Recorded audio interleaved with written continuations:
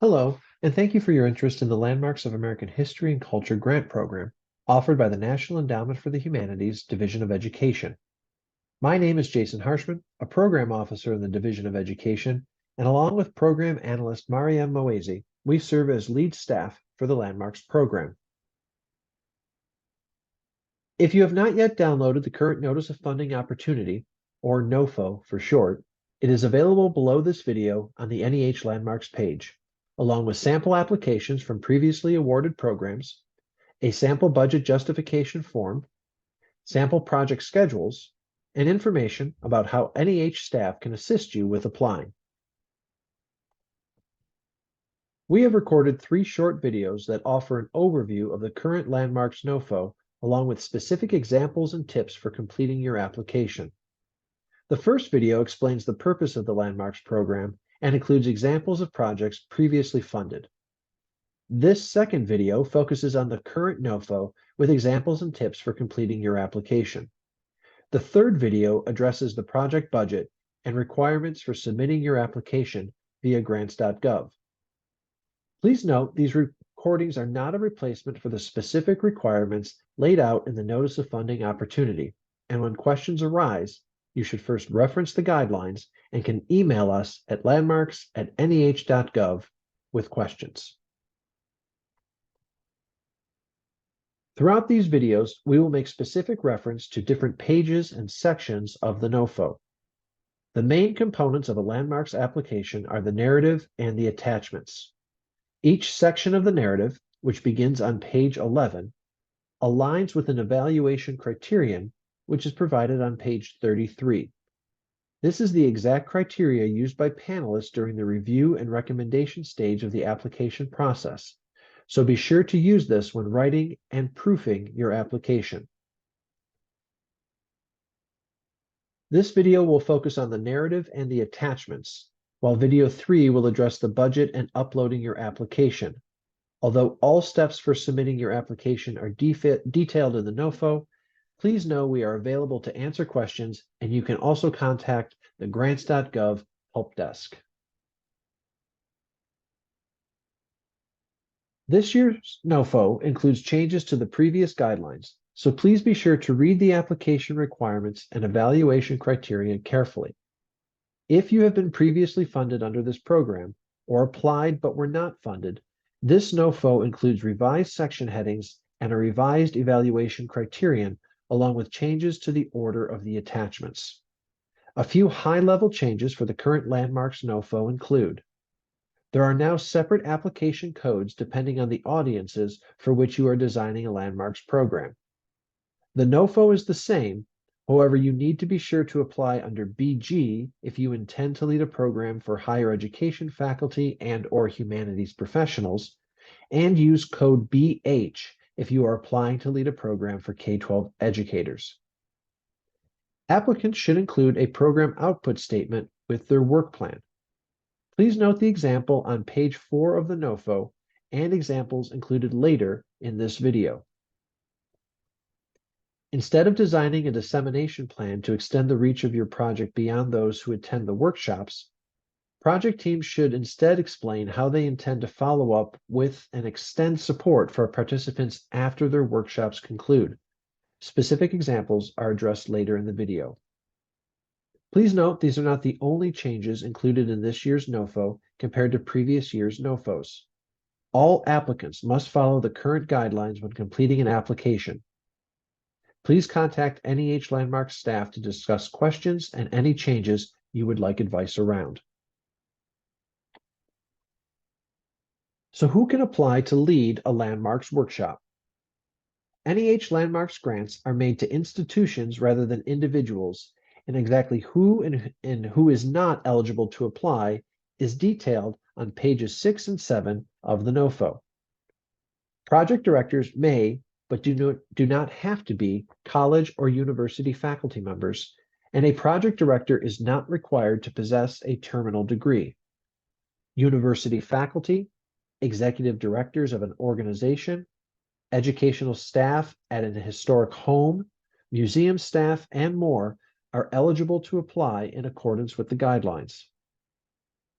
Additionally, A project director does not have to be employed by the host institution to lead a program, meaning if you would like to design a project hosted in Buffalo, New York on the Underground Railroad, but are not employed by a university, museum, or historical society in that area, you could collaborate with a co-director to design and host a project in Buffalo. Who can attend a landmarks workshop? A participant must meet the eligibility requirements established by NEH and not violate the conditions listed on page 5 and 6 of the current landmarks NOFO. Please note that current and former students of a project director and current students attending the college or university awarded to host the landmarks program are not eligible.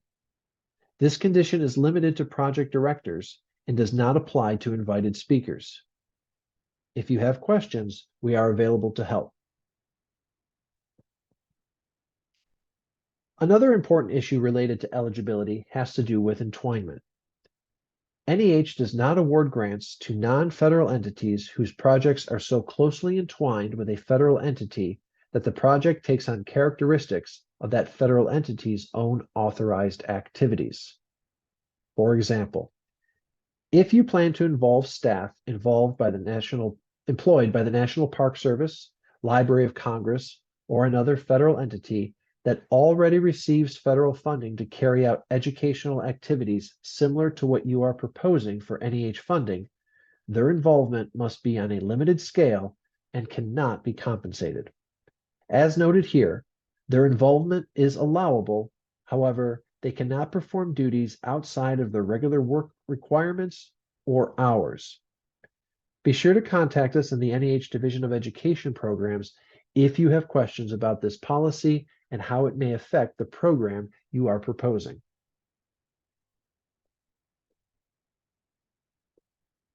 The main components of the narrative begin on page 12 of the NOFO document. Letters A through G constitute the sections of the application narrative that should be no more than 10 single-space pages with 1-inch margins and a font size no smaller than 12 points. If you are a returning project, your narrative maximum is 12 pages, since you are required to address additional questions as noted in each section. As I move through the next few slides, I will address specific examples and questions to assist you with the development of your application. Where you see screenshots of questions, I am making reference to specific prompts and the corresponding evaluation criteria for this grant program. You will also see references to sample narratives and other resources provided at the Landmarks landing page.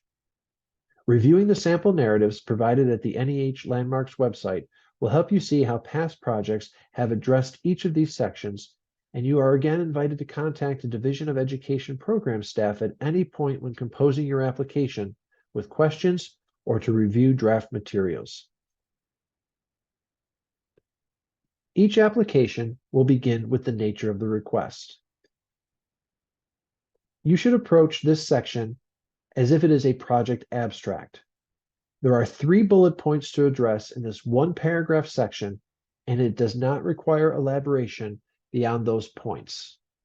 Key pieces to include the project title, the specific dates for each session of the workshop, meaning you would note the dates for week 1 and week 2, and then be clear about your intended audience. Is this a project for K-12 educators, or is this a project for higher education and/or humanities professionals?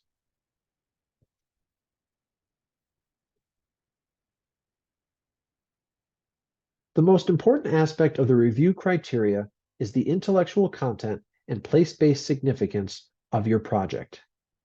In this section of the application, you will explain in a clear manner, free of disciplinary specific jargon, what makes the combination of the topics and places to be studied a compelling humanities project. Lay out for reviewers the foundational scholarship, materials, and other resources this project would draw upon to illuminate multiple perspectives in relation to the focused study of time and place participants would engage in over the course of the workshop. Questions you may consider include, why is this a significant topic to be studied? Why here? How do the approaches you propose to take bring to light marginalized or typically underdeveloped aspects of a topic and its related sites? What new scholarship is available, and how would this provide participants with new understandings of topics and sites within their study of U.S. history and culture? How would studying the collection of sites included in your project informs one understanding of a topic and how they might approach teaching or researching similar topics in their own local area? As noted earlier, landmarks projects are attended by educators and scholars across the humanities and beyond, meaning history, literature, and art educators are often learning side by side with STEM educators, librarians, media specialists, and a host of other professions.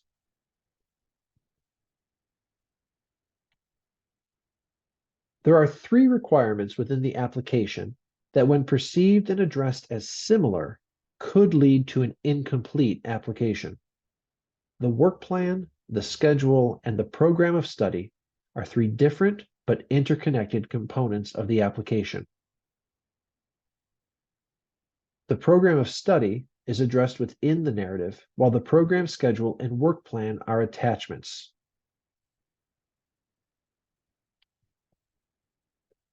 The program of study is a requirement addressed within the narrative and appears on page 12 of the NOFO guidelines. This section addresses what participants would study, what presenters and participants would discuss, and what your site-based experiences would address.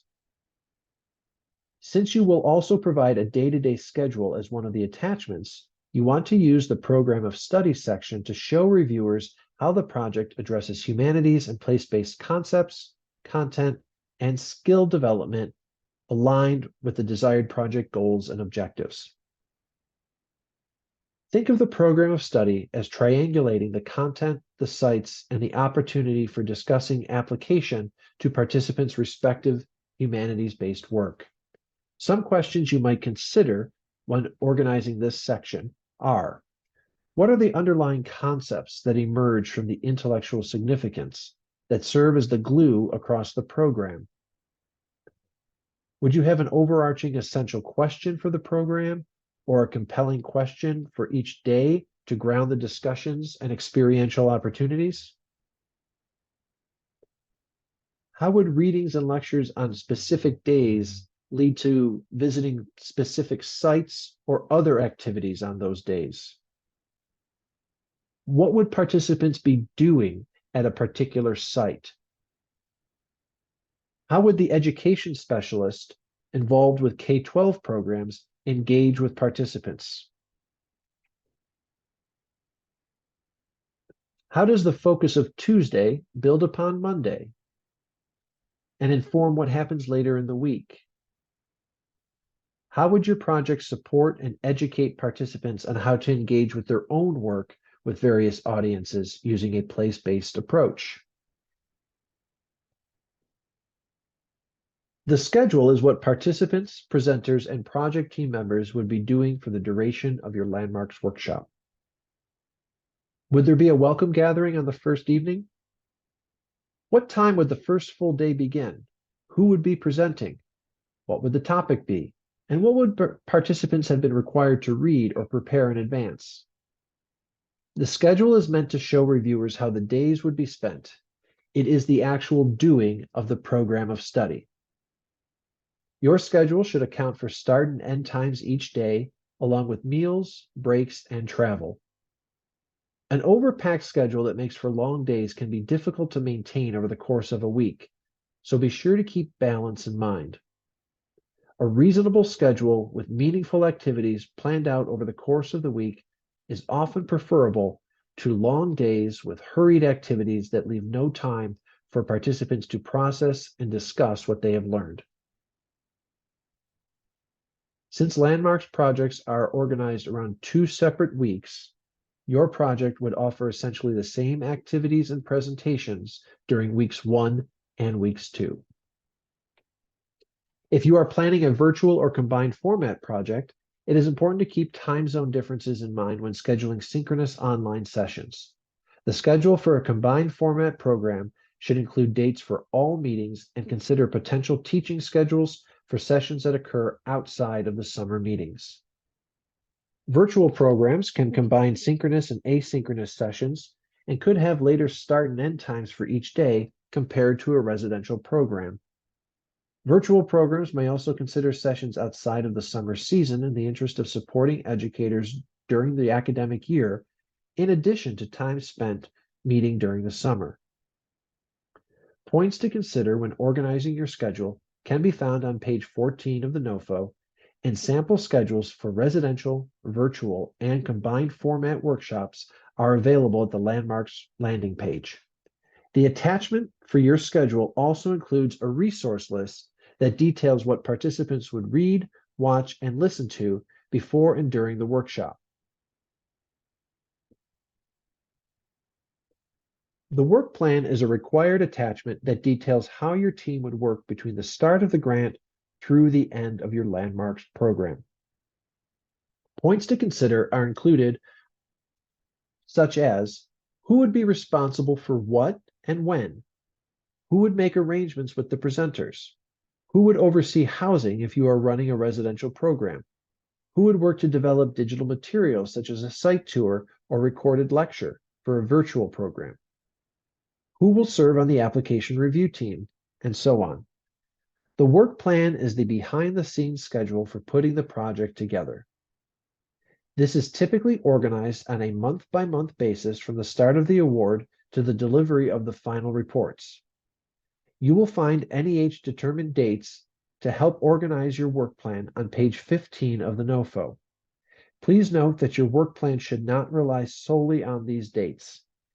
Sample work plans are included in the sample narratives provided on the Landmarks page, like this one included in the application submitted by the California Dreamin' Project that recently ran. The work plan should also include a program output statement.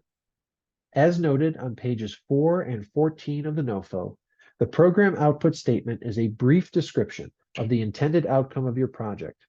Please use the example included in the NOFO to inform the brief statement you include with your work plan. The Landmarks NOFO offers an overview of project team member descriptions on page 3, the specific requirements to address within your application narrative on page 12, and the corresponding review criterion on page 33. Please note that CVs, resumes, or short biographies are required for project team members, along with letters or email messages noting their commitment to the project. The project director is typically a humanities specialist, and there can be one or more co-directors from across a range of disciplines and areas of expertise. Projects designed for K-12 educators are required to include a K-12 education specialist on their planning and program delivery team. This person or persons may be a curriculum supervisor for a school district, teacher education faculty, a museum education specialist, or a current classroom teacher with experience facilitating professional learning workshops. If you are planning a virtual program, we recommend including someone with significant online teaching experience and/or the technological support staff who would be involved with program delivery. The institutional grant administrator would help with handling budgeting and institutional requirements on the host institution side and through interacting with the NEH. The grant administrator must be different from the project director and may find the information on budgets and submitting the application covered in video 3 of interest. The intellectual significance of your program relies heavily on the quality of the presenters you invite to lead sessions and the sites you include as part of your project. Who can help ensure your Landmarks program would address multiple perspectives and multiple ways of interpreting the places and topics covered within your program? Professors, authors, artists, filmmakers, education staff at museums, as well as local community members and organization leaders with direct experience and knowledge of an event or place under study within your program can all be part of the presentation team for your program. Grant award funds can be used to pay honorariums and cover travel and lodging costs for presenters as well. In your application, you would need to address how, if funded, you would promote your program to recruit participants from across the country and even beyond. Keep in mind that you want to build a diverse applicant pool, and all programs need to be open to educators, faculty, and humanities professionals across the country and jurisdictions. In this section, you'll detail how you would use social media, connections at conferences, or other networks to recruit applicants. Are there specific listservs that you would utilize? Do your proposed partner sites, such as the museums, historic homes, archives, libraries, as well as the institutions where your presenters work, have ways of advertising and recruiting so that you can reach a wider network of applicants? Some projects have even been known to create short videos about their projects using images and voiceover to share through social media. Since the project is designed for a national audience, you will need to be clear about how you will plan to communicate with participants before, during, and after the workshop. Will you use an online platform to organize files and communication? Will you organize a pre-workshop video meeting to go over travel logistics, introductions, group norms, and other important information?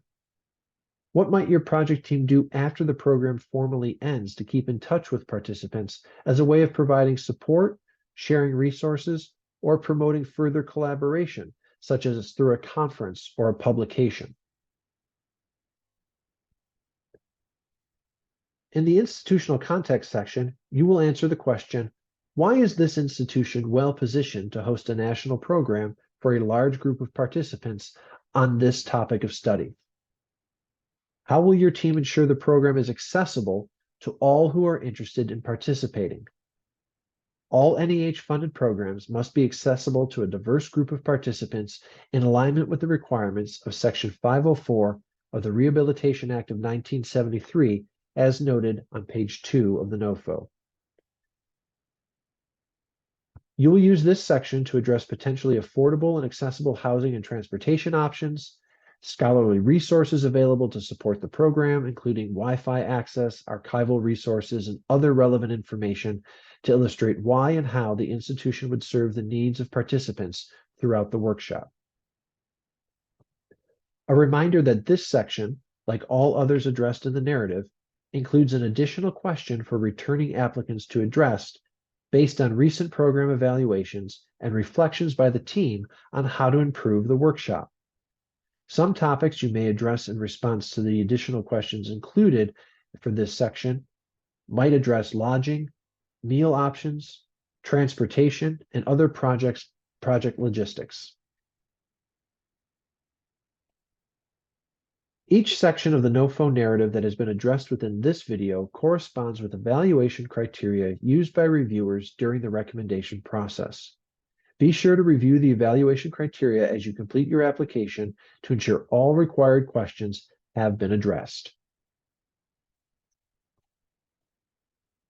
At any time during the application process, you can contact an NEH Division of Education program staff member to discuss your project.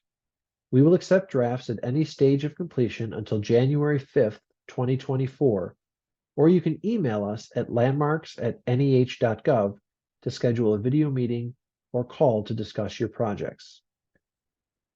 Drafts can include the narrative, schedule, work plan, or any other component of the application that you would like to discuss. The other two videos available on this page address specific examples of past Landmarks projects and how to submit your application using grants.gov. Each video provides detailed examples and advice for applying, so be sure to view them in their entirety. We look forward to hearing from you and hopefully working with you on a workshop of your own.